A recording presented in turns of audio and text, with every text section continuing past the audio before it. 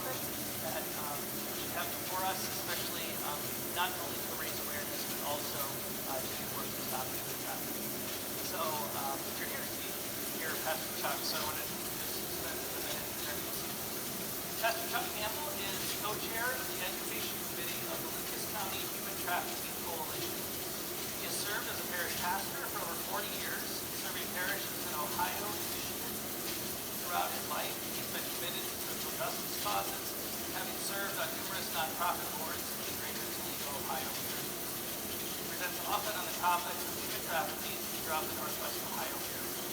He is married to Gary Lynn, and they have 2 daughters and 3 grandchildren. Well, Pastor Chuck.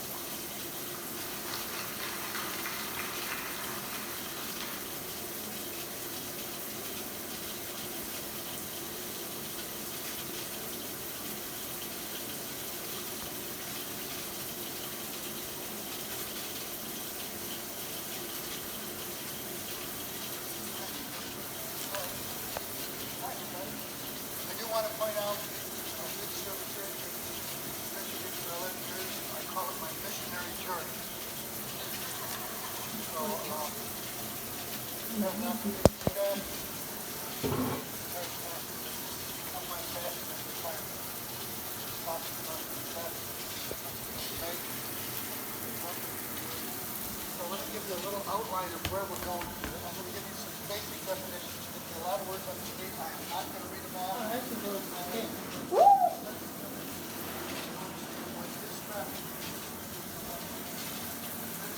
International statistics that are probably very sobering. Pull it back to the country, pull it back to the state, pull it back to the Toledo area, which I will proceed to dispel for all of you. Then we're going to talk about who the trafficker is, who the person trafficked is, and what we can do to make a difference. And by the way, who the vulnerable populations are, and how we can identify those as victims. I want to start with the fact that I have a co-chair. She is the head of the trauma unit at St. Vincent's Hospital. Her name's Orly McNamara. Some of you may know her, but she lives out in this area. By the way, there's familiar faces in here. I've greeted by people I've gotten to see for over the years in service. One of the things Orly and I are very intentional about making sure we use proper statistics. Because as you know, you can prove anything you want on the internet. One of my favorite memes that I've seen up on the screen is Abraham Lincoln saying, "Treated like a So that's the kind of thing. So we are very intentional about using primarily these resources. Some others we have the privilege and honor of hosting one of the leading authorities on human trafficking in the entire world, and it's housed at the University of Toledo. And that is primarily because of a lady who, if not the most knowledgeable person about human trafficking in the world, certainly one of the top 5, Dr. Celia Williamson. And she heads up the Emancipation Proclamation Network.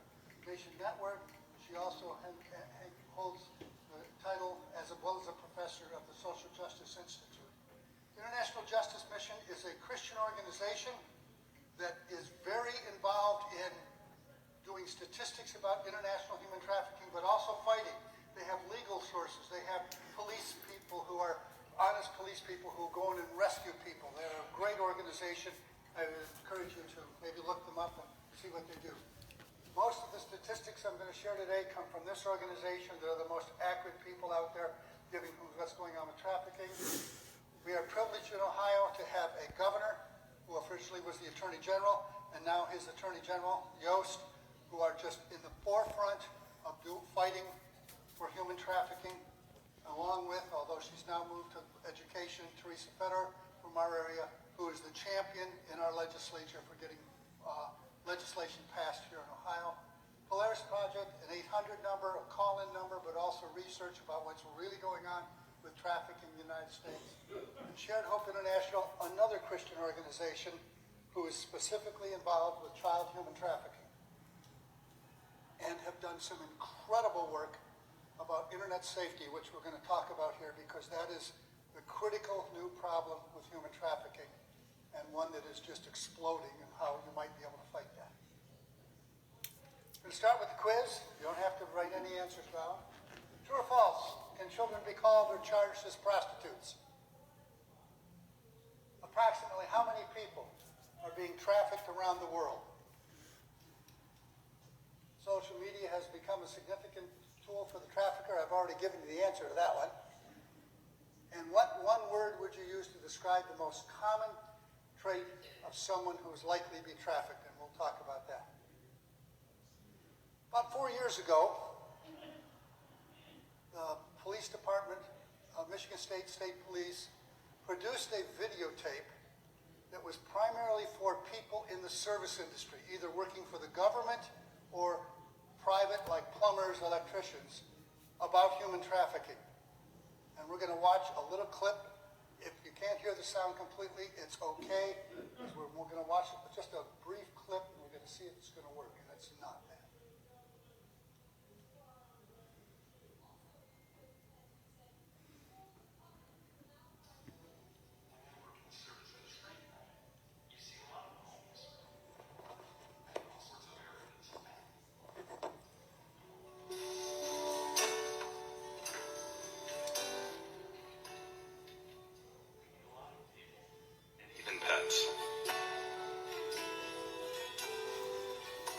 Out here, you have to take your job seriously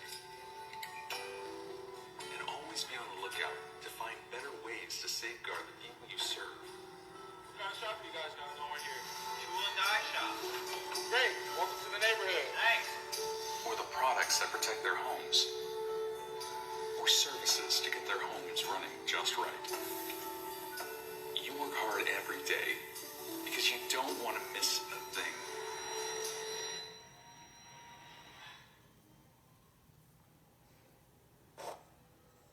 How many people saw anything that might be human trafficking in that video? What'd you see? How many? How many? What? And it was? Okay. Anybody else see any? Would you believe? She said one. We're going to see it again. Would you believe there are 5 in that short video clip? I'm going to point them out to you. If we can gear it up again. We need to highlight it.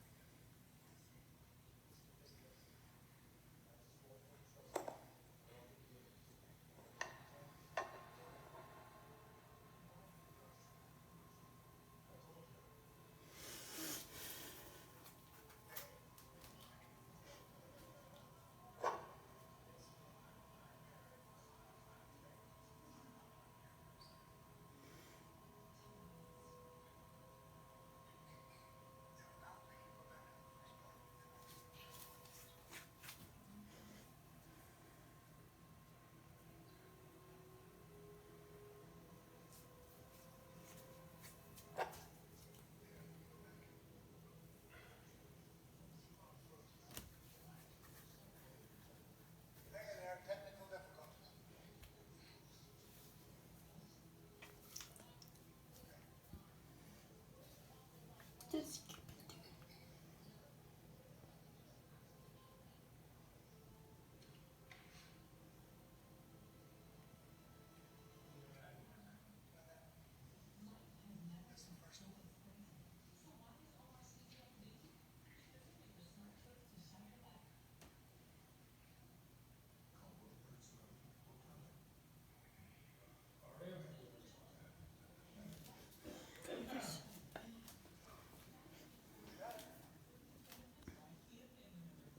Well, let me tell you where they were. Right in the beginning, there was a person, 2 people taking a person into a white van. Secondly, there were bars on the inside of the windows, not on the outside. Third was a door that had a lock on it and a clipboard hanging on the door. We'll talk about that. Fourth was the guy who said, "What kind of business do you have here?"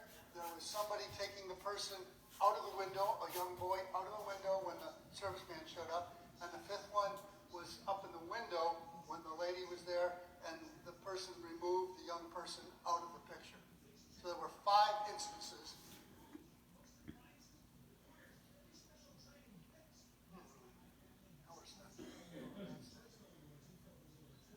Just go past it.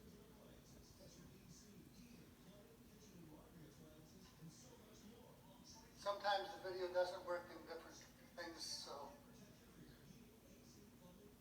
We're good. We're good. So, what is human trafficking?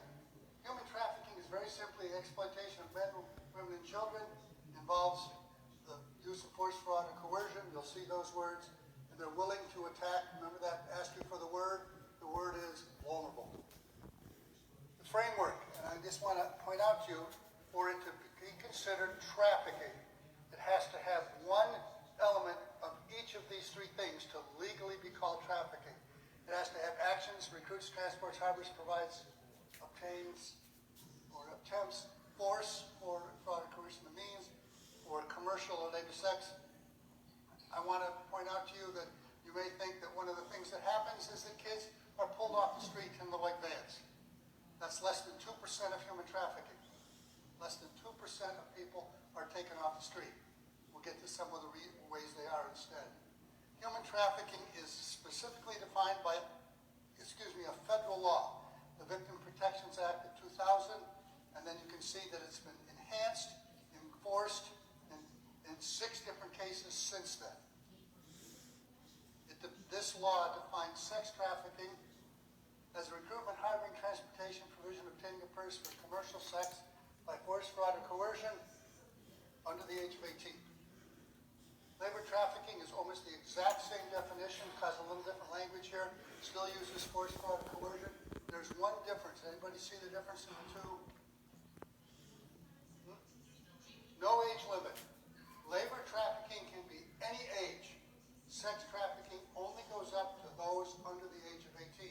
After that, it's a different thing. It would be prostitution or a different system. So sex trafficking is only under the age of 18 in the United States. Labor trafficking can be any age.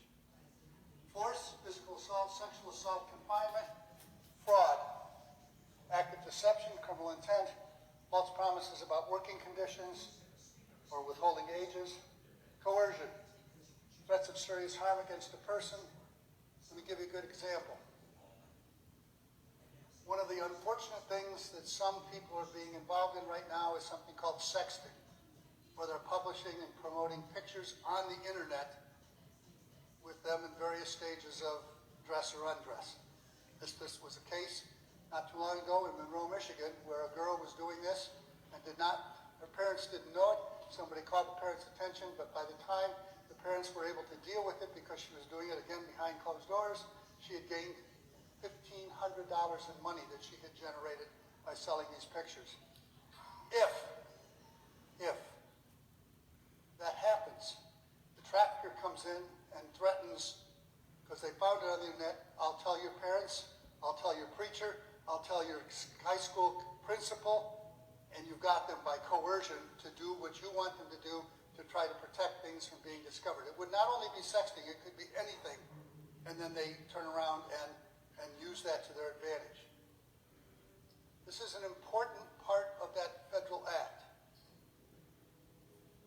A minor induced into commercial sex does not have to prove force, fraud, or coercion, automatically a trafficking victim.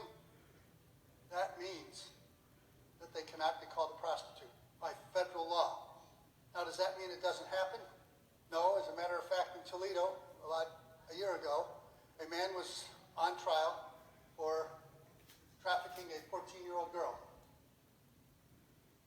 The judge, prosecuting attorney, the defense attorney, and ultimately the Toledo Blade and Channel 11 News all reported that girl and called her a child prostitute, even though it's against federal law. Dr. Williamson got a little upset with that. As a matter of fact, called a press conference in Toledo. It was all over TV. In all fairness to the Blade, the lady came up after and said, I didn't know, it will never happen again, and I will make sure every reporter at the Blade knows that we cannot use that term. The other side of that is Channel 11 blew us off. Said, it was in court, we can report it, we don't care if it's against the law. So, that's the problems we have even with that definition. Human trafficking is the second largest criminal enterprise, first drugs, third illegal sales. It is the fastest growing. Anybody have any idea why it's the fastest growing? The internet is part of it.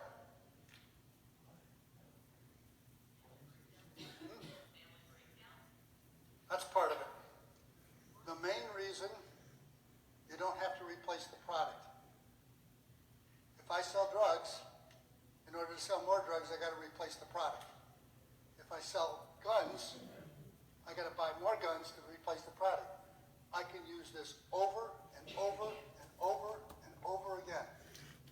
And therefore, it's more lucrative because I don't have the financial outlay to get the money to come back in. That's a terrible thing to say. There is it just popped up on one of the news sites, a young girl was being trafficked from the ages of 12 to 16.